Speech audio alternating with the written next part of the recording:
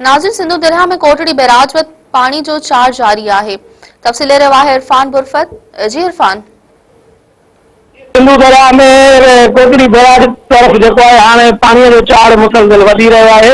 इन हवाले सां कोटड़ी बैराज इंतजामिया मूजिब जो है कोटड़ी बैराज में मथां वेकिरो आहे 3,06,54 करे हेठां वेकिरो आहे 2,99,98 क्यूसेक रिकॉर्ड कयो वञे।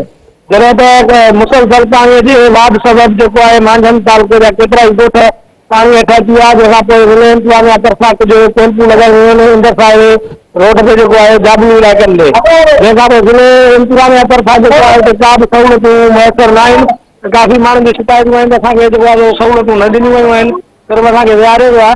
जॾहिं त जेके मलाह बिरादरी आहे या मुआना बिरादरी आहे जेके मच्छी पले जो शिकार कनि था उन्हनि में ख़ुशीअ जी लहर आहे। जी इरफान, जी मेहरबानी।